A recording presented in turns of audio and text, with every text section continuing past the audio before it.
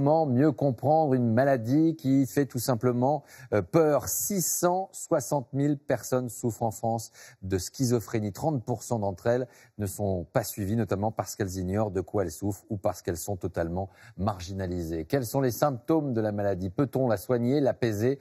Voici le témoignage de David, 35 ans. Ce sont ses hallucinations qui ont permis à ses proches de le faire diagnostiquer. Il avait alors 15 ans. Reportage Diane Benzina, Soigny Thiebaud. À 35 ans, David Schedecker est un grand gaillard qui en impose. Pourtant, pour lui, le contact avec les autres n'est pas toujours simple. Il souffre de schizophrénie. La maladie s'est déclarée brutalement à 15 ans avec des hallucinations.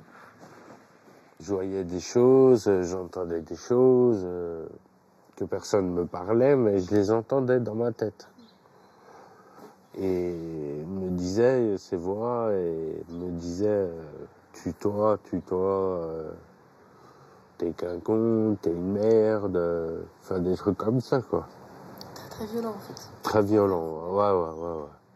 Aujourd'hui, plus de crise. Sa maladie est stabilisée grâce à ce traitement quotidien.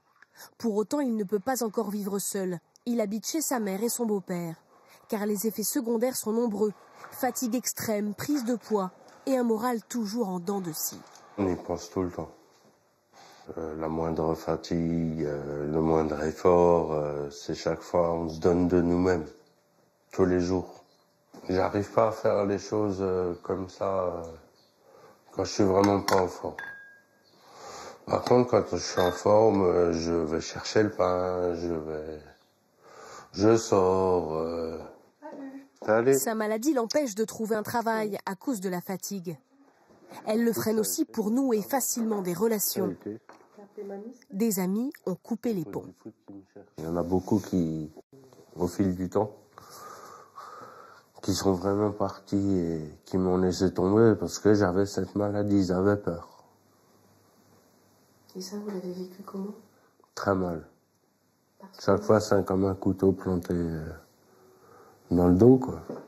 Pour sa mère, si la schizophrénie fait peur, c'est qu'elle est trop souvent associée à des faits divers violents. Elle a créé une association pour faire évoluer cette image. Mon fils n'est pas un assassin, mon fils n'est pas dangereux, il prend son traitement et on oublie toutes ces personnes autour qui prennent leur traitement tous les jours.